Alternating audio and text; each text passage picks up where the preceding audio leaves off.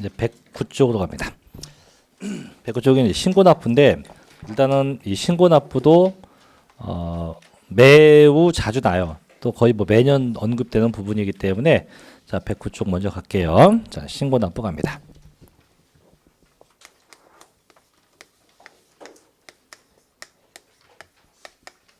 자 일단 양도세 신고납부인데 대체 그럼 어디 가서 하냐 이건데 하는 곳은 여기에요. 양도자. 내가 양도한 자면 그 양도자의 살고 있는 주소.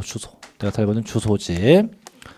세무서에 가서 하면 돼요. 그래서 내가 살고 있는 해당 주소지 관할 세무서에 가서 신고하면 됩니다. 근데 이때 양도세 같은 경우는 이제 신고납부가 두 가지가 있는데 한 가지는 뭐가 있냐면 예정 신고납부. 신고 납부가 하나 있고 자 두 번째 뭐가 있냐면 확정 신고 납부인데 자 둘 중에 어떤 게 원칙일까요? 예정 신고 납부가 원칙이다. 확정 신고 납부가 원칙이다. 네? 어떤 게 원칙? 둘 다 원칙. 둘 다. 그래서 밑에 이제 109쪽에 보면 밑에 이제 박스가 나와 있는데 그거 보세요. 그럼 예정 신고가 됐건 이제 확정 신고가 됐건 둘 다 공통점은 양도 차익이 없다. 즉 이익 난 게 없어도 신고해야 돼요. 또는 양도 자 차손이 있다. 손해 봤다. 이 경우도 신고해야 돼요. 즉 일단 양도했으면 그럼 무조건 다 뭐 하세요? 신고하세요. 그래서 세금 들게 이거는 건 반드시 신고는 해야 한다. 그럼 둘 중에서 보통 이제 시험에 나오면 예정 신고 납부인데 자 그러면 쌤 예정 신고 납부도 하고 확정 신고 납부도 하고 두 번 다 하는 겁니까? 그건 아니에요. 그건 아니고 예정 신고 납부가 완벽하게 되어 있으면 굳이 확정 신고 납부는 할 이유가 없습니다. 하지만 예정 신고 납부를 했음에도 불구하고 확정 신고 납부를 또 하는 경우도 있어요. 이건 어떤 경우냐면 이런 경우입니다. 대표적인 게 어떤 거냐면 자 내가 이번에 예정 신고 납부를 했어요. 했는데 다 하고 세금 다 내고 끝냈어요. 끝내고 이제 친구들하고 이제 술 마시면서 야 나 이번에 예정 신고했다. 또 얼마 냈냐? 얼마 냈다 했더니 친구가 막 계산해 보더니 야 마 너 잘못 냈어. 왜? 너 너무 많이 냈어. 많이. 그럴 수 있어요. 그럼 어떻게? 다시 신고를 통해서 금액을 정정해야 됩니다. 그런 경우 말고는 거의 했으면 또 할 일은 있다 없다? 없다 해서 특이한 경우 말고는 거의 안 해요. 그럼 대체 언제까지 하냐 이건데 자, 얘부터 갑시다. 그럼 시험은 보통 얘가 더 자주 나요. 얘가. 그래서 이제 크게 두 가지인데 그럼 내가 양도한 것이 자 부동산 등이냐 자 부동산 등을 양도한 것인지 둘째 주식을 양도한 것인지인데 지난번도 얘기했죠. 저희 시험은 주식은 난다? 안 납니다. 그래서 이 부동산에 관련된 것만 보면 돼요. 그럼 다시 부동산도 두 가지예요. 이게 일반적인 양도인지 아니면 토지거래 허가구역인지 이게 두 가지예요. 그래서 일반적 양도부터 보죠. 그럼 일반적 양도는 언제까지 하냐면 이때까지예요. 자, 내가 양도한 날짜가 그 맨 밑에 그 도표 보세요. 내가 양도한 게 자, 양도한 날짜가 4월 13일이다. 이 날짜 되게 좋은 날짜예요. 아주 행운의 숫자입니다. 뭔 날인지 아세요? 홍탄절. 홍탄절이라고 이 날이 홍탄절. 그래서 책이 나중에 기본서에 가면요. 모든 날짜는 다 4월 13일이야. 전부 다. 자, 잘 기억하세요. 자, 이 날도 아마 목요일인 것 같은데. 자, 양도했으면 언제까지 하냐. 양도일 동안 그 달의 말. 언제부터? 그 달의 말일부터예요. 말일부터. 그럼 이제 4월 30일부터 되죠. 이때부터 하나, 둘에서 2개월 내에 합니다. 2개월 내에. 그럼 언제가 돼요? 5, 6월 30일. 그래서 이 기간에 예정 신고 납부가 되면 돼요. 그래서 주의할 건 양도한 날부터가 아니고 양도한 날, 그 날일 수가 언제? 달의 말일로부터 몇 개월 내에? 2개월 내에 합니다. 2개월 내에. 그럼 두 번째. 그럼 내가 양도한 게 이번에 토지인데 그게 토지거래 허가구역에 있었다. 요거 혹시 배웠나요? 공법 시간에 허가받는 거? 그럼 허가받으면 허가받고 대금을 줘요? 대금 받고 허가를 받아요? 그죠? 원칙은 허가받고 대금받아요. 그래서 이제 본래 원칙은 이건데 이거 적지 마야지. 자, 부동산을 매매하게 되면 자, 원래는 뭐 먼저 받고 허가받고 그다음 뭐 받고 대금받고 이렇게 되면 이건 얘하고 똑같은 방법으로 가면 돼요. 그럼 저희가 양도했다. 요건 분명히 언제 대금이 청산된 날이거든 보통. 그럼 그날로부터 이제 쭉 해야 하는 건데 그래서 이 경우는 얘하고 같아져요. 근데 뭐가 있냐면 가끔 바뀌는 경우 이게 뒤집히는 경우가 있어요. 어떤 경우냐? 자, 볼게요. 자, 허가 받았어요. 허가. 언제? 아유, 죄송합니다. 허가가 아니고 죄송합니다. 자, 양도했어. 즉 대금이 다 청산됐어요. 언제? 4월 13일 날. 근데 얘가 일반적인 매매가 아니고 토지거래 허가구역이었다. 그래서 한 달 뒤인 자, 언제? 그 그림 보니까 5월 13일 날 허가받았다. 이렇게 바뀐 케이스예요. 그럼 이 경우는 언제까지 하냐? 이 경우는 이때가 아니고 이때요. 허가 1일 속한 언제? 그 달의 말부터입니다. 말부터 똑같아요. 몇 개월? 2개월. 언제부터? 5월 31일부터 하나, 둘, 언제? 7월 31일까지. 요거 헷갈리면 안 됩니다. 그래서 허가가 대금보다 앞에 있으면 위에 거하고 똑같은 거지만 허가가 언제 있으면 뒤에 있으면 언제까지? 허가 1일 속하는 달의 말일부터 2개월 내에 신고해야 돼요. 여기까지 볼게요.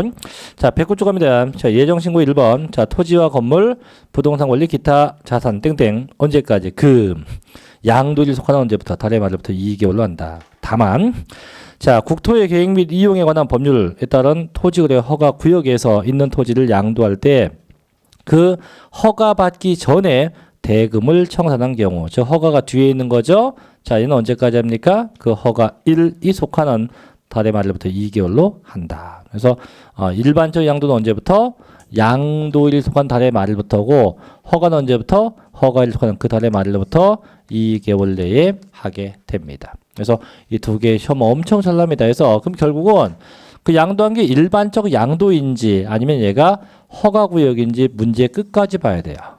이게 자칫하면은 막 틀릴 수 있으니까 이게 어떤 패턴의 양도인지를 분명히 구분해서 명확하게 답을 찾아내야 됩니다. 자, 요거고. 그다음에 2번 주식인데 주식은 안 봐도 돼. 주식은 뭐 보니까 언제부터 한대? 그 분기의 말일로부터. 그래서 맨 밑에 그림 보면 양도한 게 언제예요? 4월 13일에 양도했어요. 그럼 4월 달에 속한 분기 몇 사분기? 2, 4분기예요. 언제 끝납니까? 6월 30일에. 그럼 그때부터 몇 개월 내? 2개월 내에 신고하면 됩니다. 자, 여기까지가 뭔 신고? 예정 신고입니다. 자, 그럼 확정 신고는 언제까지 하냐? 이제 확정 신고. 자, 그 다음 페이지 넘겨보시면 나올 거예요. 자, 언제까지 한다고 되어 있습니까? 1번 보니까 해당 과세 기간에 양도 소득이 있는 거주자는 그 양도소득 과세 표준을 그 과세 기간의 언제? 다음 연도. 언제까지? 5월 1일부터 31일까지 신고합니다. 또 끝에 보니까 해당 과세 기간에 과세 표준이 없거나 결손금이 있는 경우도 적용한다. 즉 그 얘기는 세금 낼 것이 있거나 없거나 언제까지?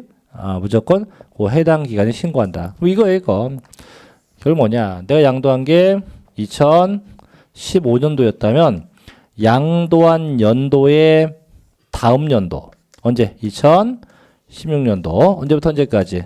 5월 1일부터 5월 30일 요 기간에 신고하면 돼요. 그래서 보통 확정 신고는 어떻게 저희가 이제 얘기하면 이렇게 얘기해요.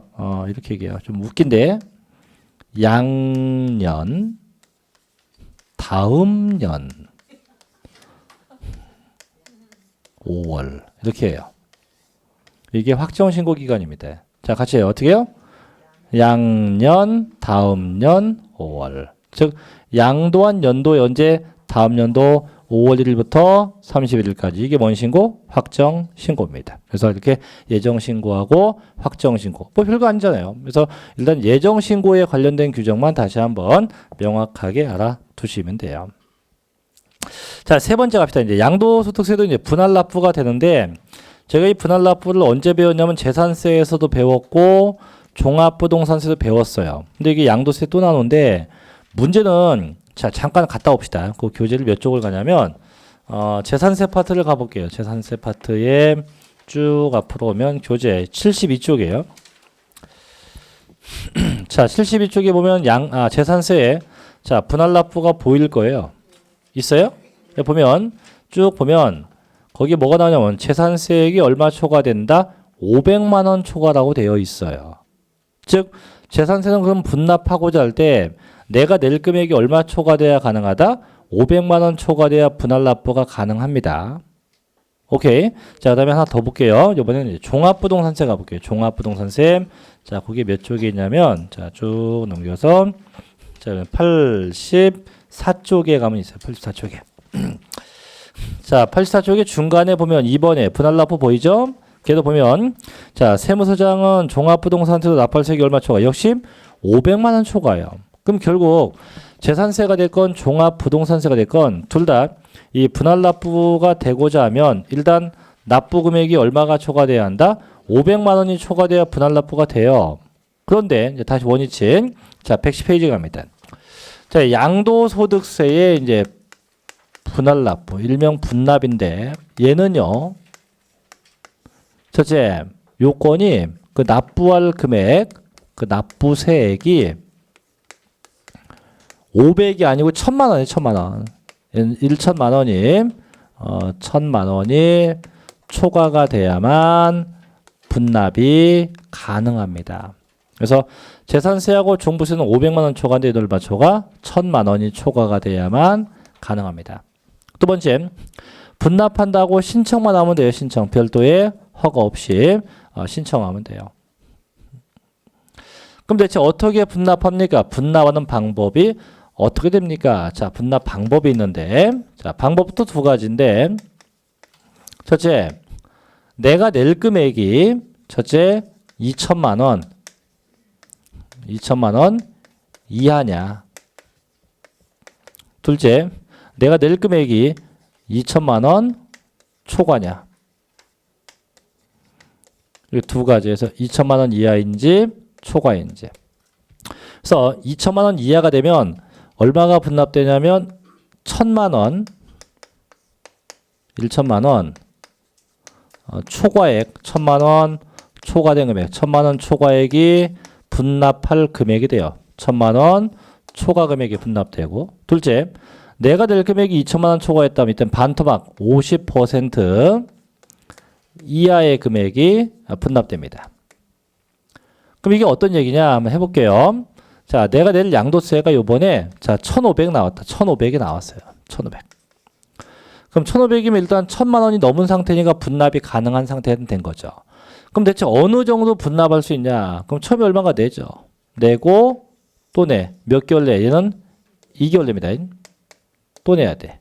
그럼 이때 내야 할 금액이 1000만 원 초과된 금액을 내면 된대요. 그럼 결국은 그럼 내가 내게 1500이면 1000만 원 넘어가기 얼마인데? 500이죠, 500. 500만 원이 분납되어지는 금액이고, 그럼 처음에 얼마 내는데? 처음에는 적어도 1000만 원 이상 내야 됩니다. 이렇게.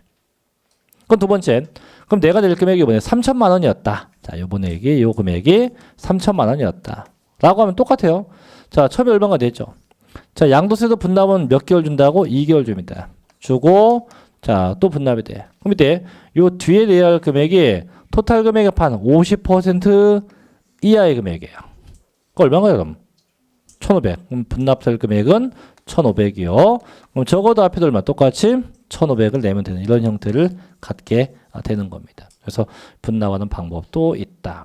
주의할 건 납부 금액이 재산세 종부세는 500만 원인데 이거 얼마 초과요? 1000만 원이 초과가 돼야만 분할 납부가 가능하다. 그 다음에 안 적어놨지만 몇 개월 내 가능하다고요? 2개월 내입니다. 그래서 신청해서 2개월 내에 분납할 수 있다. 그럼 이 분납은요, 예정신고 때만 될까? 확정신고 때만 될까? 언제 될까요? 예정 때, 확정 때. 둘 다 돼요. 내가 하고 싶으면 세금 묻는 거 다 된다 이거죠. 자, 볼게요. 1번. 자, 분할 납부입니다. 첫째, 거주자로서 예정신고 납부나 확정신고 납부에 따라서 납부할 세액이 각각 1000만 원 초과하는 자는 그 납부할 세액의 일부를 납부기한 지난 날부터 자, 몇 개월 내 가능합니까? 2개월 내에 분납할 수 있다. 둘째, 자, 분할 납부할 수 있는 세액에서 첫째, 납부할 금액이 2천만 원 이하면 얼마? 1000만 원 초과 금액이 분납이 되고, 둘째, 납부할 금액이 2천만 원 초과했다면 100분의 50이야. 즉 50% 이하의 금액이 자 분납되도록 되어 있다고 합니다. 이게 분납이고 자 물납도 마저 보죠. 자 물납은요. 자 일단 1번 토지 등의 공공사업용으로 그 공공사업 시행자에게 양도되거나 그 밖의 법률에 의해서 뭐 돼요? 수용돼요. 혹시 공법 시간에 수용 배웠나요? 자 수용되면 보상을 받죠. 자 보상받는 방법 얘기해 볼래요? 그렇지. 자 하나씩. 자 환지 방식 또. 예? 현금 또. 예? 혼합이 뭐야? 환지하고 현금하고 혼합 또. 이거밖에 안 배웠어요? 채권 보상도 있어요. 채권 보상. 근데 보통 이제 실제 보상받는 게 가장 많은 건 환지가 제일 많고요. 그 다음에 뭐 현금 보상인데 간혹은 이렇게 보상 채권이라 해서 채권 보상 받는 경우도 있어요. 그러면 저희가 이 수용되는 것도 세법상 양도거든요. 그럼 가령 제 땅이 이만큼이 제 땅이에요. 제 땅인데 이게 수용됐네. 근데 남들은 다 현금 보상 받았는데 뭐 그런 예입니다. 저만 채권 보상 받았어요. 채권으로 두둑히 받았어요. 채권으로. 자 어쨌든 수용되는 것도 양도세 내야 돼. 받은 게 뭐예요? 채권이야. 근데 채권은 돈이 아니에요. 그죠? 또 만기도 있고. 그러니까 이게 어떻게 땅 수용돼 갖고 받은 건 채권이고 양도세는 현금 내야 돼. 내 주머니에서 돈 나와야 돼요. 그래서 국가가 만든 게 뭐냐? 이렇게 채권 보상 받은 자가 납부할 금액이 얼마 초과되면 1,000만 원 초과되면 돈 내지 말고 뭘 갖고 내세요? 채권 가지고 세금을 대신 내는 거죠. 그래서 얘는 그래서 물납 대상이 뭐냐? 부동산이 아니고 뭘 갖고 채권 가지고 물납이 돼요. 그래서 그 1번에 그 세 번째 줄 끝에 보면 납부 금액이 자 1,000만 원 초과될 경우 그 토지 등의 대금으로 받은 뭐 채권 이 채권이 보상 채권이에요. 그 채권 가지고 납부할 수 있다. 근데 최근에는 이 수용됐을 때 이 채권 보상이 잘 없어요. 거의 없다고 거의 없어요. 그러니까 국가가 아까도 이 물납을 폐지하는 이유가 채권 보상도 없는데 거의 없는데 이게 남겨둘 필요가 뭐 있냐. 또 국가가 필요한 건 채권이 아니고 뭡니까? 돈이기 때문에 그냥 바로 돈 받고 받자. 그래서 거의 폐지가 될 상황인데 근데 이것도 아직 폐지가 아직 안 됐어요. 좀 애매하게 됐는데 어쨌든 그래서 일단 물납도 가능할 수 있다. 지금은 가능합니다. 지금 되는 건 내년부터 하는 얘기니까 일단 지금은 가능하지만 앞으로 한 10일, 15일 뒤는 이제 이 제도는 없어질 수 있다는 거죠. 자, 어쨌든 물납도 얼마 초과돼야 가능하다. 일단 금액이 1,000만 원이 초과돼야 가능할 수 있다라고 정리하면 되죠. 자, 다음 우측 네 번째 가면 이제 가산세가 나오죠. 분명히 신고 납부기 때문에 자 신고 납부가 이행이 안 되면 당연히 가산세가 붙겠죠. 그래서 이게 두 가지겠는데 첫째 그게 무신고인지 그 밑에 과소신고인지. 그럼 무신고는 아예 신고를 하지 않은 거죠. 과소신고는 하긴 했어요. 어떻게? 적게 한 거예요. 적게. 이게 과소신고입니다. 그럼 무신고가 되건 과소되건 보죠. 1번. 첫째 무신고인데 요게 일반 무신고다. 일반 무신고는 뭐냐? 정상적인 계약 상태에서 신고가 안 된 거예요. 그때 몇 퍼센트? 100분의 20. 두 번째. 자, 부당무신고가 나오죠. 이거는 세금을 떼먹고자 작정한 겁니다. 즉 탈세 혐의가 포착된 건데 이 경우는 100분의 40이 붙어요. 자, 과소도 마찬가지. 이게 일반 과소다. 100분의 10. 마찬가지. 부당과소다. 역시 이것도 세금 떼먹은 거지. 100분의 40. 그래서 항상 부당하다고 나오면 다 똑같아요. 몇 퍼센트? 40%에서 이게 부당 무신고가 되건 부당 과소가 되건 똑같아요. 무조건 다 100분의 40, 40%씩 붙게 되어 있습니다. 대신에 그 납부불 성실은 되게 길죠? 맨 끝에만 보면 돼요. 하루 만분의 3, 0.03%. 어떻게 하루 매일매일 0.03%씩 붙어요. 그래서 대신 납부에 대한 거는 부당과 일반이 구분 없습니다. 그럼 대체 부당이 뭐냐 이제 밑에 보면 참고. 자, 부당한 방법에서 첫째 이중장부 작성, 둘째 허위증빙의 수치, 셋째 허위증빙 작성이네요. 세 번째 수치, 네 번째 장부의 기록의 파기와 은닉. 은닉이 뭔지 알죠? 뭔데요? 감추는 겁니다. 그 다음에 다섯 번째, 자산의 은닉이다. 원천 소득의 은폐. 은폐는 뭐예요, 그럼? 은닉은 감추는 거, 은폐는 폐기 처분시키는 거예요. 은폐, 아예 없애버리는 거죠. 아예 없애버리는 거예요, 이게. 그 다음에 여섯 번째, 정상적인 기록의 파기. 일곱 번째, 그 밖에 국세를 포탈하거나 환급, 공제받기 위한 사기, 기타 부정한 행위. 그럼 예를 들어 함축하면 전부 다 탈세예요, 탈세. 세금을 떼먹고자 작정했으면 얼마나 붙는다? 전부 다 40%의 가산세가 붙고, 다시 나와 있는 거 얘기할게요. 다시 그 위에 가산세 박스에 보면 부당한 거 보면은 끝에 뭐 국제거래 60이라고 되어 있는 게 보이죠? 이게 뭐냐면 이 부동산 매매가 양도세가요. 인문서에 빠질 지금 그걸 빼놨는데 양도세는 내가 국내에서 양도한 것만 내는 게 아니고 내가 외국에 있는 부동산을 양도한 경우도 양도세를 내야 돼. 한국에 와서. 이해돼요? 그럼 내가 미국에 샌디에이고에 땅이 있어요. 그 땅을 팔고 왔어요. 한국에. 그럼 그 미국 땅에 대해서 양도세를 한국에서 내야 돼요. 자, 그럼 여기서 질문. 그럼 미국서 세금 안 낼까? 내요. 저 어떤 얘기 두 번 내야 돼요. 외국에서 팔면 그 나라 법에 의해서 세금을 내고 다시 한국에 와서 한국 법에서 세금을 또 내야 돼요. 그럼 또 내게 되면 몇 번 내는 거예요? 두 번 내. 이걸 뭐 이중과세라고 해요. 그 이중과세 되면 안 되니까 다만 미국서 먼저 내고 한국에 와서 아까 저희 배웠던 범부로 계산을 한 다음에 산출세액 나왔죠. 그 금액에서 외국서 낸 금액은 빼요. 그거 안 빼면 안 돼. 빼준 나머지 차액만 더 냅니다. 이해되세요? 그래서 내가 외국서 낸 금액이 있으면 한국에서 세액을 산정하고 다만 그 산정된 금액에서 외국서 낸 금액은 뭐 한다? 뺀다. 자, 여기까지 문제가 없어요. 근데 이 부동산 양도한 친구 제가 좀 하는 게 있어요. 제가 이제 그 영어를 좀 해요. 뭐 표정들이 왜 그래요? 중국말도 해요. 참 니하오마. 자, 그래서 제가 아까 샌디에이고에서 땅을 팔았죠, 그죠? 근데 이게 영어가 유창하다 보니까 그 땅 산 친구가 미국 친구인데 그 친구하고 이제 막 대화를 하는 거예요. 제 영어가 안 되면 그게 안 되겠죠. 근데 영어를 유창하게 합니다. 하면서 설라. 그래서 설라 이중계약 오케이. 그래서 이 친구하고 미국에서 이중계약을 한 거예요. 미국에서. 그럼 왜 이중계약을 했냐? 설마 미국에서 이중계약한 걸 한국에서 알까? 이 생각을 한 거죠. 하고서 이제 부동산 매매가 되고 한국에서 이중계약한 주제에 떳떳하게 신고를 딱 합니다. 그거 부정신고죠, 그죠? 왜? 세금을 떼먹으려고 이중계약한 거니까. 근데 그게 걸렸다. 안 걸리면 좋네. 걸리면 그때는 가산세가 몇 퍼센트? 60% 맞아요. 그래서 외국에서 부동산 매매. 왜? 이걸 국가가 요건 더 괘씸하게 보는 거죠. 국가가 왜냐면 대한민국 정부가 이거는 이제 실제 법은 돼 있는데 요거를 발각한다는 건 실제 되게 쉽지 않아요.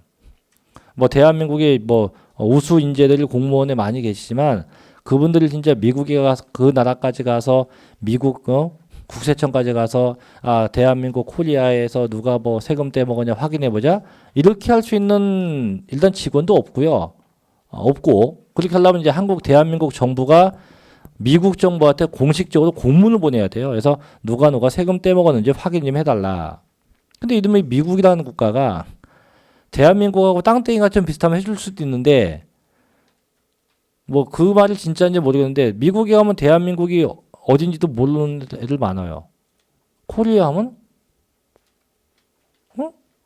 이래요. 그럼 저희가 대한민국 정부 신청을 했어도 그게 어떻게 유효하게 묻힐 수도 있어요. 그래서 이게 법은 이렇게 되는 이건 결국 뭐냐 너희들 좀 영어 한다고 외국 나가갖고 사기치지 마라 이런 얘기예요. 그래서 이게 법은 60%지만 이게 실제 이게 글쎄 잡혀 들어가기는 거의 어렵습니다. 이거는 자, 5번 가죠. 부가세입니다. 자, 모든 세금은 이제 본세가 있으면 뭐가 있어요? 부가세가 있는데 이 양도세는 이제 납부할 금액에 대해서는 부가세가 없어요. 저희가 취득세부터 쭉 봐왔지만 뭐 납부할 금액에 대해서 더 붙는 세금 이게 부가세인데 얘는 납부 금액에 대해서는 부가세가 없고요. 언제만 있다? 감면받는 금액, 감면받았을 때만 부가세가 존재해요. 그러면 양도세가 자 다시 한번 얘기해. 비과세하고 감면이 어떤 차이였냐면 자 지난번에 취득세 할 때도 얘기했지만 자 비과세라고 하는 것도 정부가 세금을 받지 않겠다는 뜻이고 자 감면, 면제 같은 얘기예요. 얘도 정부가 세금 받지 않겠다 이거예요. 단 차이점은 둘 다 법이 정한 요건이 충족되었을 때 비과세는 별도의 신청 없이 세금이 없는 게 이게 비과세고 감면은 별도의 신청을 해야 됩니다. 그럼 양도세에서 대표적인 감면이 뭐가 있냐? 굳이 얘기 한번 한다면 8년 이상 뭐한 농지? 작용한 농지. 8년 이상 작용한 농지를 팔게 되면 양도소득세가 감면돼요. 감면돼요. 금액은 얘기 안 할게요. 이것도 이번에 바뀔 거기 때문에 뭐 굳이 얘기하면 대충 얘기할게요. 2억. 양도세가 2억이 감면돼. 그럼 내가 8년 농사를 진 땅을 팔았어요. 팔고 양도세 계산해 보니까 1억 8천밖에 안 나왔어. 그때 1억 8천 다 감면돼요. 근데 8년 이상 농사 진 땅을 팔고 계산해 보니까 2억 2천 나왔어요. 그럼 2억은 감면시키고 얼마만 내면 돼? 2천만 원만. 그럼 감면받은 게 지금 2억이지, 그죠? 그럼 그 감면받은 금액에 대해서 대신 뭔 내셔? 보니까 농어촌 특별세 20%는 내라 이런 얘기예요. 그래서 그 감면받은 금액에 대해서 얼마? 20% 내세요. 대신 납부 금액에 대해서는 부가세 있다 없다? 부가세 없습니다. 감면되는 금액에 대해서. 그럼 이 8년 이상은 어떻게 되냐? 이건 주구장창 농사져야 한다. 중간에 쉬었다가 이거 다 인정해 준다. 네? 특별한 이유 없이 중간에 멈추면 안 돼요. 주구장창 농사 짓는 기간이 몇 년? 8년 이상 돼야 됩니다. 그럼 8년 농사 짓는 거 어떻게 확인하냐? 두 가지예요. 첫째는 농지원부라는 게 있어요. 농지원부. 그거에 의해서 확인되는 것도 있고요. 그게 없으면 최근에는 농사 직불금. 직불금이 뭐냐면 농민에게 주는 그 농사 짓게끔 할 수 있는 뭐 약도 사고 뭣도 사고 할 수 있게 돈 나오는 게 있어요. 그게 직불금인데 그걸 받아간 게 확인되면 농사 짓는 걸로 봅니다. 근데 농지는 농지인데 농사 안 져. 농사 안 지고 그 땅을 팔았다. 그럼 그 땅이 바로 아까 얘기했었던 비사업용 토지가 돼요. 즉 비사업용 토지는 어떤 얘기냐면 해당 용도, 해당 지목이 있고 용도가 있잖아요. 그 용도에 쓰지 않으면 그 땅은 전부 다 무슨 땅? 비사업용 토지가 돼서 엄청난 세금을 물게 됩니다. 그래서 반드시 해당 용도에 쓰고 파세요. 이런 거고. 또 그럼 8년을 따질 때, 자, 제가 농사 짓는다고 얘기 누차 했었죠. 그러면 저희 아버지가 농사 짓는 기간이 있을 거고, 자, 이제 저희 아버지가 사망을 해서, 자, 상속을 받았다고 합시다. 그럼 제가 농지를 상속받아서 팔게 됐는데, 그럼 저 8년은 아버지가 농사 짓는 기간이 8년이니까, 상속받은 자식이 진 게 8년이니까, 아버지 거 나 합쳐서 8년이니까. 네, 합쳐서예요. 그래서 아버지가 가령 농사를 진 지 3년밖에 안 됐다. 그래서 상속되면 내가 앞으로 몇 년 져야 돼요? 5년 이상 줘야 돼요. 그래서 8년 채워야만 고대 양도세가 면제가 되게 됩니다. 그런 규정이 있다. 다 했네. 끝. 그래서 뒤는 없네요. 그죠? 그래서 이렇게 해서 오늘 계산 방법하고 신고 납부까지 받고 자 이제 다시 중간으로 다시 가세요. 이제 중간에 가면 뭐가 나오지 이제 약간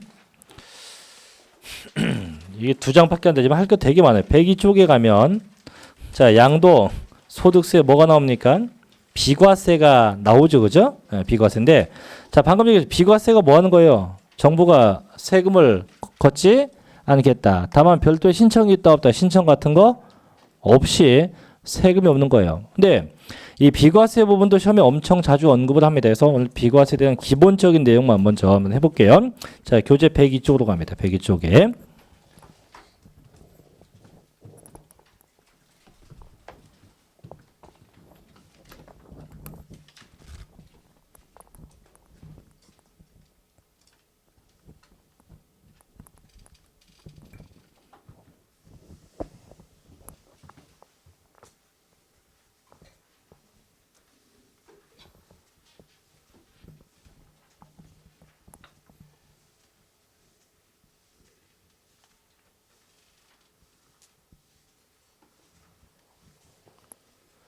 경매 받아야 되는데 경매.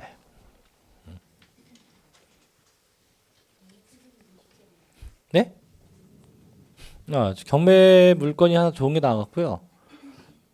지금 경매 받으려고 하고 있어요. 5층짜리 건물인데 너무 좋아요. 건물이 깨끗하고 근데 그게 잘 안 되나 봐요. 금액은 얼마 안 해요? 한 40억밖에. 40억밖에 안 하는데 그래서 이제 경락을 된다고 가정했을 때 은행에서 이제 돈 꾸기로 다 했어요. 은행하고 이제 은행 그 지점장님 만나갖고 이제 이렇게 해갖고 하자 했는데 문제는 경락이 돼야지 뭐 할 거 아니에요, 그죠? 건물도 되게 좋은데 글쎄 경락이 될지 모르겠는데 되면은 이제 다 옮기려고 이제 논현동에 있는 사무실도 이제 거기 옮겨놓고 왔다 갔다 하니까 너무 힘드니까 그래서 그것도 있고 그다음에 저희 이제 엔터테인먼트 회사도 이제 옮겨놓고 5층 건물이니까 다 옮겨야지 이제. 응? 아니요. 강남에 50억짜리 건물이 어디 계십니까? 자, 옮겨놔요 다. 그래서 1층은 뭐 편의점, 2층은 우리 엔터테인먼트, 3층은 모대 사업장, 4층도 사업장, 5층은 제 사무실, 회계 사무실로 쓰면 되고 이렇게. 참 좋은 딱 그림인데. 밖에 간판도 있어요. 간판도 MS 그룹. 저도 이제 대기업 형수같이 MS 그룹, 삼성 그룹 하듯이 저도 이제 이렇게 하려고 하는데 이게 될지 모르겠어요. 그렇죠? 뭐 일단 뭐 되려면 복권이 돼야지 뭐. 안 된다고요? 되겠죠. 설마 안 되겠습니까? 하기야 저희가 나중에 배울 얘기지만 아까 양도세 면제가 8년 이상 농사진 거 면제된다 했죠. 그거 말고 또 이런 것도 있어요. 면제가 뭐 되냐면 대토. 이 대토가 혹시 뭔지 아세요? 이 가끔 그 국도변에 자동차를 쭉 타고 가다 보면 그 국도변에 중개업소가 가끔 있고 거기 보면 써 있는 게 대토 전문 써 있어요. 대토 전문. 이 대토가 뭐냐면 종전에 농사 짓는 분, 이게 농지만 돼요. 농사 짓는 분들이 농지가 수용됐어요. 이제 수용. 아까 수용되면 이거 양도예요. 수용되게 되면 보상을 받아요. 그럼 양도세를 내야 한다고. 근데 이 수용된 애가 그 보상금 받은 거에 반 토막 반. 그럼 얘가 보상받은 게 50억, 아니 너무 많다. 10억이다. 그럼 얼마? 5억만 농지를 다시 사면 돼. 5억 원어치만. 그럼 내가 보상받은 게 10억이면 거의 반. 얼마치? 5억 원어치만. 다른 지역에 가서 농지를 사면 수용됐을 때 양도세 10원도 안 내요. 얘도 면제입니다. 네. 그래서 8년 이상 경작한 것만 면제가 아니고 농지가 뭐 된 것도 면제, 대토 된 경우도 면제예요. 단 얘도 금액 제한, 얘는 1억까지 면제 대신에. 1억까지. 그럼 양도세가 나온 게 뭐 8천이다. 근데 실상 농지 팔아갖고 양도세가 1억 넘게 나올 일이 없어요, 거의. 그래서 8천이면 다 면제. 1억 넘어가면 얼마까지 면제? 1억까지 면제. 그래서 8년 이상 경작한 것도 있지만 이렇게 뭐도 있다? 대토한 경우도 면제가 돼요. 다만 둘 다 뭐 신청을 해야 됩니다. 근데 왜 갑자기 또 대토를 얘기했냐? 이 대토만 얘기하면 제가 이제 그 상당히 피가 솟는데, 현재 세종시 있죠? 제 친구가 원래 이제 그 친구가 중학교, 고등학교, 대학교 때까지 다 계속 친구, 지금도 친구인데요. 걔네 집이 아버지가 돌아가시면서 그나마 남겨둔 밭대기, 밭, 조그만 밭이 있어요, 밭. 그때 당시 그게 평당 뭐 4만 5천 원? 뭐 저희 대학생 4만 5천 원 안 갔을 거예요, 거의. 근데 자식이 요즘에 진짜 BMW 타고 생겨요. 왠지 알죠? 그거 보상받았어요. 그래서 이거 보상을 엄청나게 받았거든요. 받아갖고 얘가 저한테 어떻게 하냐. 어떻게 하면 대토해, 대토. 그럼 세금 없어. 그래서 제가 시간 날 때마다 그 양도세 신고도 해주고 그다음에 대토해갖고 보상받은 걸 갖고 어디에 땅을 샀냐. 저 홍성 쪽에다 땅을 샀어요. 보상받은 거 갖고 또 농지를 사면 되니까. 홍성 그쪽에 샀어요. 그쪽에. 샀는데 또 보상을 받았어요. 거기 뭐 줬냐고요? 충청남도 도청 줬어, 그게. 또 보상을 받았어요. 아유, 배포. 근데 그거 사라고 찍어준 애가 누구냐? 저예요. 아, 그걸 저도 몰랐는데, 그때 이제 저 같이 근무하던 공법 선생님이, 아, 야, 그쪽에 도청 생길 수도 있대. 그 얘기를 언뜻 해갖고, 그냥, 일단 급한 게, 뭐, 내 돈 아니니까, 양도세 안 내게 하려고 그걸 사라고 한 건데, 그게 그때 해갖고. 그래서 보상받았어요. 그래서 이제 보상을 또 받았을 거 아니에요. 또 받아갖고, 지금 또 산 게 어디냐?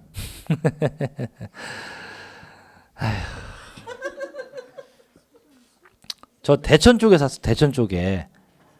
서해안 쪽에 샀는데 거기 아직 확정하는데 거기 뭐 개발 사업 한다대? 예.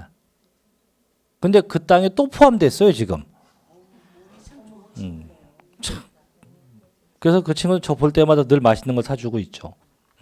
니 덕이다. 참, 근데 전 배 아파 죽겠어요. 에이.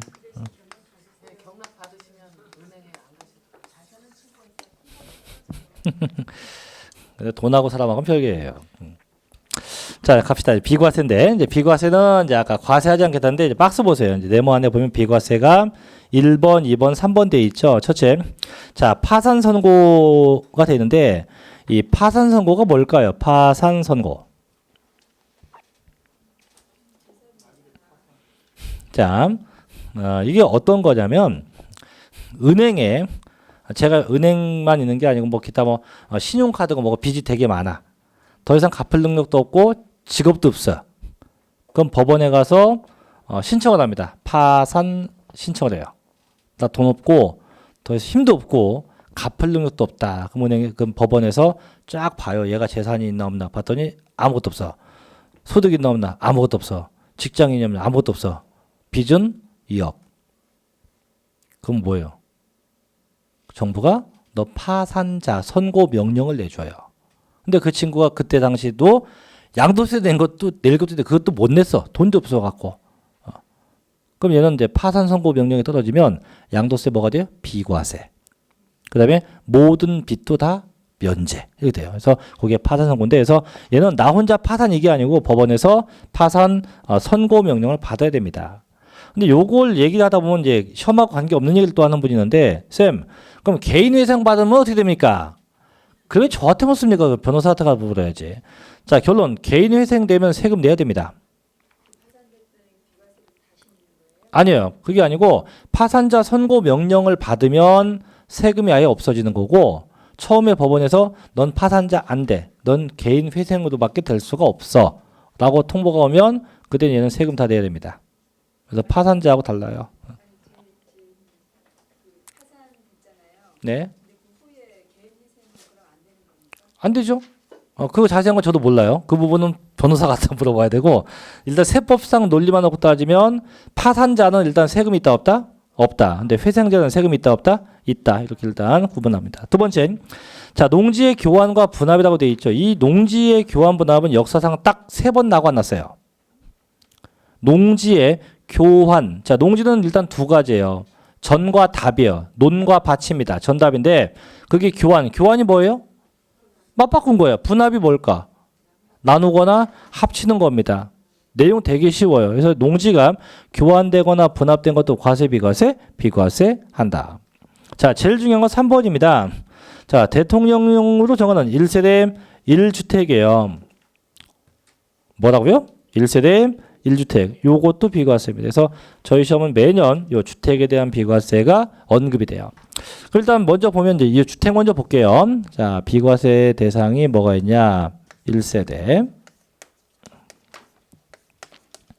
1주택에 대한 비과세입니다.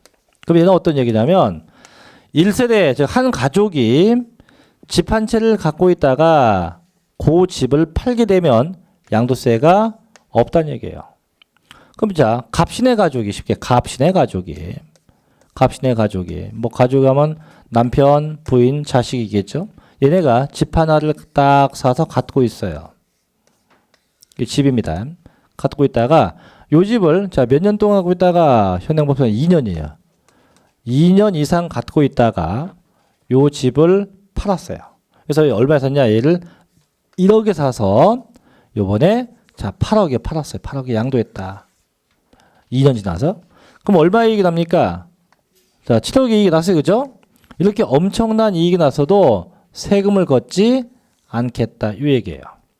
그래서 집을 하나 가진 분이 자, 몇 년 이상 보유했다가 2년 이상 보유했다가 그거 팔면 과세 비과세? 비과세 한다. 이게 1세대 1주택에 대한 비과세입니다. 근데 이걸 잘못 오해하면 안 돼요. 야, 그러면 무조건 나는 집을 하나 갖고 있다가 무조건 몇 년 지나서 2년 지나서 그 집을 팔아야 된다. 그건 그 의미는 아니고 여기서 1주택의 의미는 초질관 물론 그 말이 돼요. 처음에 하나를 사서 갖고 초질관 2년 갖고 있다가 팔면 되는데 실제 법적 의미는 그 의미가 아니에요. 그 뜻이 아니고 1주택 개념은 너 이 집 파는 순간에 팔죠, 그죠?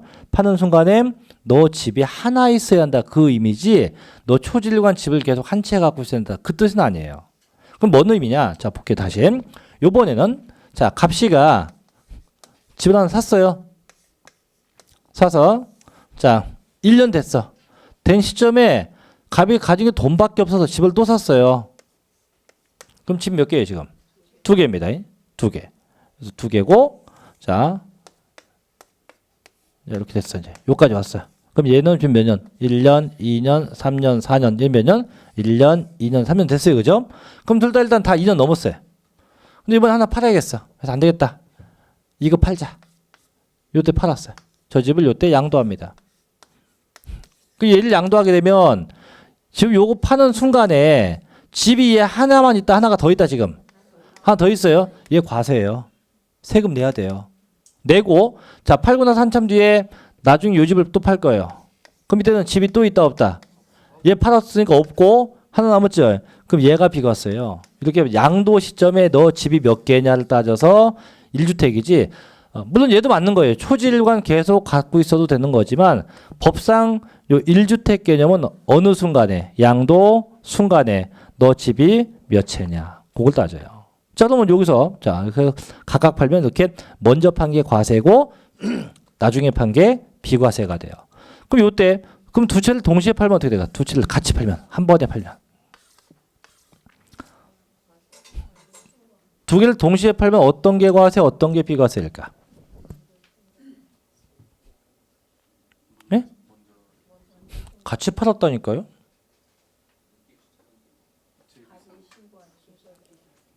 그러면 이제 형한테 여쭤볼게요. 형 앞에 젊은 아주 예쁜 언니가 이렇게 2명이 있어요. 신께서는 2명 중에 1명만 할 수 있대요. 어떻게 할까요? 키도 똑같아. 금액도 금액이 달라. 키, 몸무게 다 똑같아. 얼굴만 달라. 생김만. 어때요? 선택할 거 아니야. 그죠?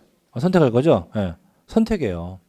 그래서 금액이 크고 비싸고 그게 아니고 두 개를 동시에 양도하면 누가? 양도자가 뭐해서? 선택해서 비과세 받을 수 있습니다. 왜 또 이 얘기도 이렇게 빗대 얘기하냐? 상당히 중요한 얘기예요. 대부분이 이거 얘기하면 다 똑같은 얘기예요. 어떤 거? 먼저 판 거. 먼저 산 거? 뭐 또 어떤 거? 비싼 거. 그게 아니에요. 내가 뭐 한다? 선택해서 판단할 수 있답니다. 자, 다시 보죠. 그럼 자, 보죠. 첫째, 1세대가 뭐냐? 첫째, 1세대는 한 가족입니다. 자, 나를 보고 거주자라고 부르고, 그래서 나하고 원칙은 누가? 그 배우자가 있어야만 요게 1세대 구성원이 돼요. 그래서 한 가족의 요건, 원칙은 반드시 이렇게 누가? 배우자가 있어야 돼요.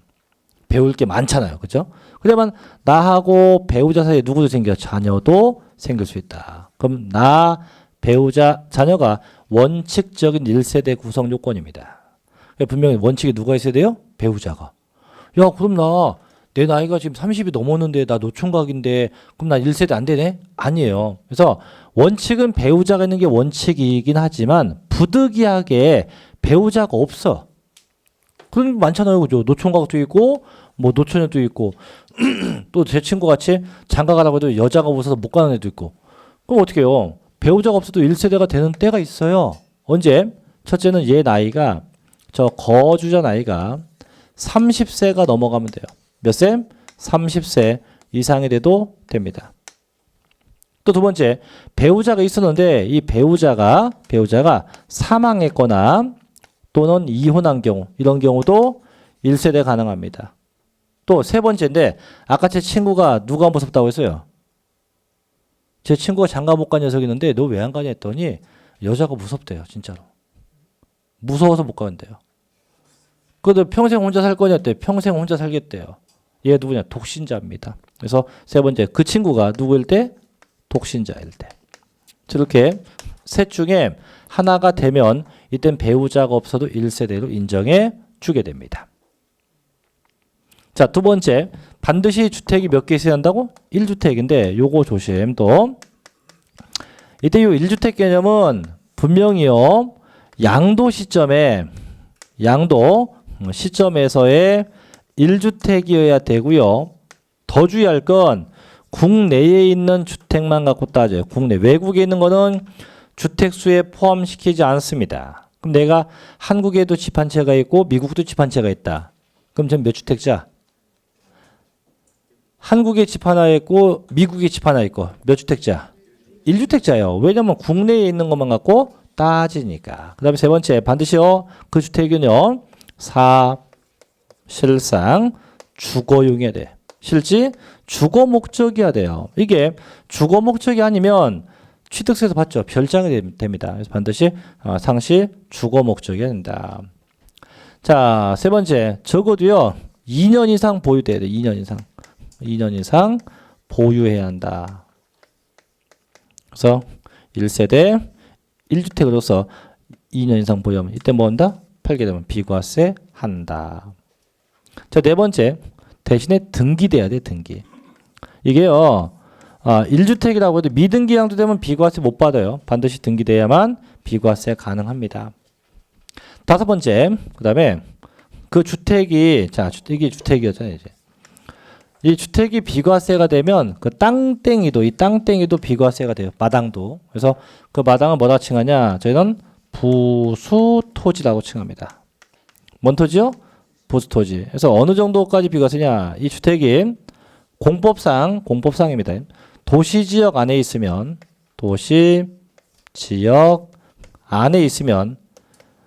이 주택의 바닥 면적, 요 면적의 5배까지 비과세, 5배까지 비과세가 되고, 저 주택이 공법상 도시지역 밖에 있으면 그땐 최대 10배까지 비과세 면적이 됩니다. 근데 이것도 이제 혼동할까 하는 얘기인데, 지난번에 저희가 지방세, 취득세가 됐건, 재산세가 됐건, 그 부수토지의 경계가 불분명하다면 무조건 몇 배? 10배였죠? 그래서 지방세는 다 10배인데, 양도세는 구분해야 돼요.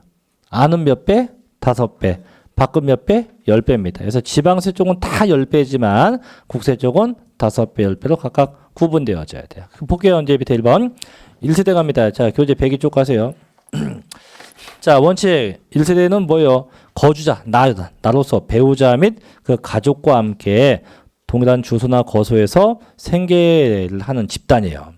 그래서 원칙은 배우자가 있어야 돼요. 다만 2번 예외. 다음의 경우는 배우자가 없어도 된대요. 첫째, 내 나이가 30세 이상. 둘째, 배우자가 사망했거나 이혼한 경우. 셋째, 주택 혹은 토지를 관리 유지하면서 독립된 생계를 유지하는 자. 일명 누구? 독신자입니다. 독신자. 그래서 그 셋 중에 하나가 되면 누구 없어도 배우자가 없어도 된다.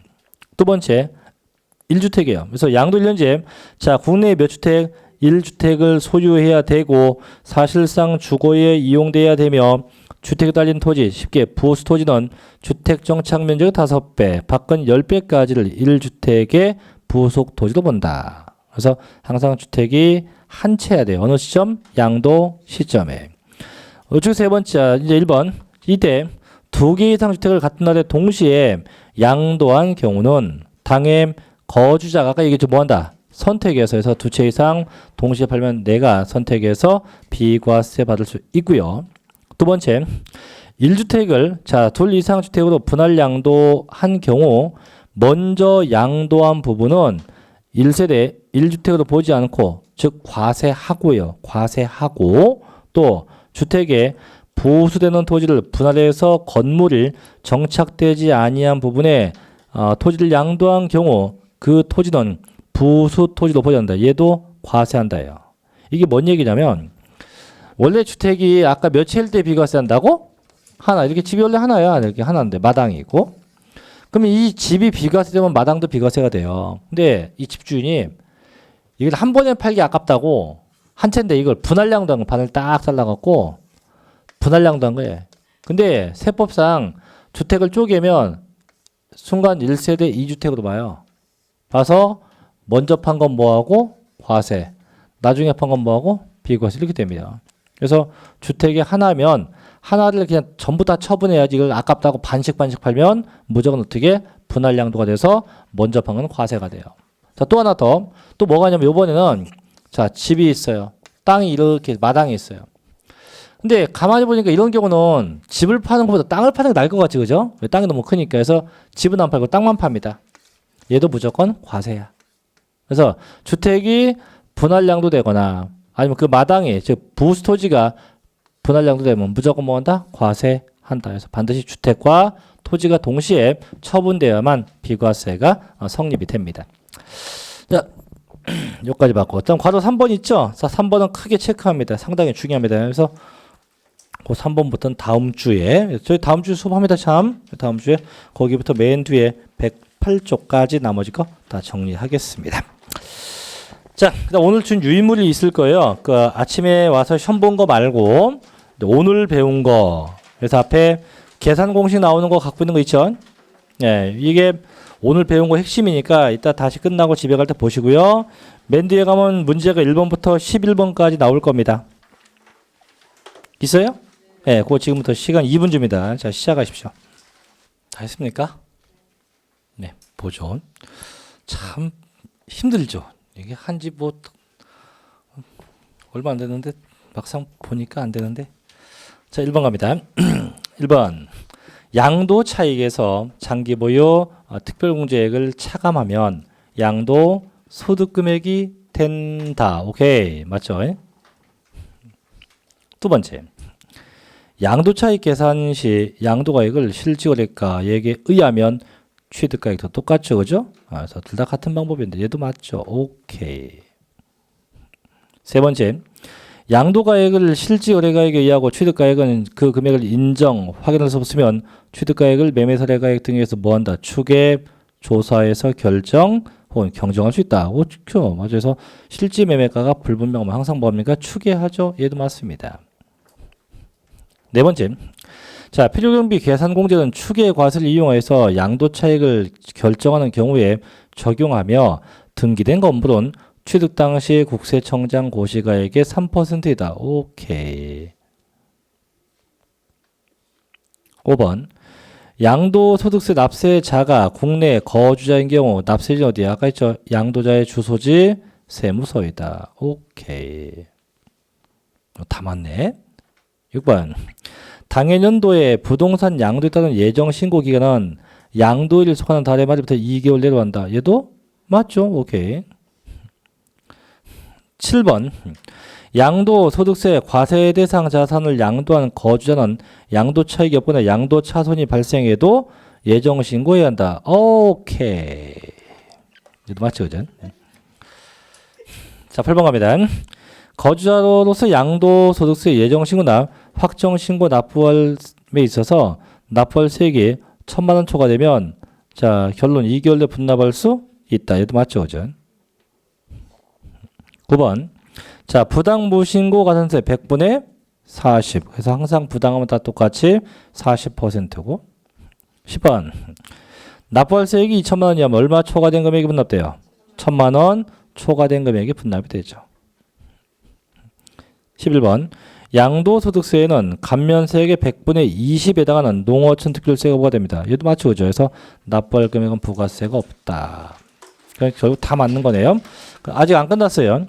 자, 교재 87쪽 봅니다. 교재 87쪽을 좀 볼게요. 자, 86쪽 7쪽인데, 자, 왼쪽부터 볼게요. 왼쪽에, 86쪽에 보면, 자, 7번에 맨 밑에 납세 의무자가 있죠? 그래서 1번 개인에서 1번 거주자가 뭐냐면 국내에 주소가 있거나 또 며칠 183일 이상 거소가 있는 자였죠, 그죠? 자, 근데 그거하고 이제 우측으로 가봐요. 우측 페이지. 그 박스에 보면 거주자에서 네모하는 왼쪽에요. 국내에 주소나 몇 년, 1년 아니고 고치게 183일 똑같습니다. 그래서 1년이 아니고 183일 이상 국내에 거소를 둔 게 이렇게 바꿔줘야 됩니다. 지난번에 고친다는 게 깜빡이고 넘어갔어요. 그래서 항상 거주자 개념은 국내에 뭐가 있거나 주소가 있거나 혹은 며칠 183일 이상 거소인죠. 이게 뭐 하기에 이 책이 뭐 다음 주까지 보면 끝날 책이긴 하지만 어쨌든 잘못된 건 수정을 좀 하겠습니다.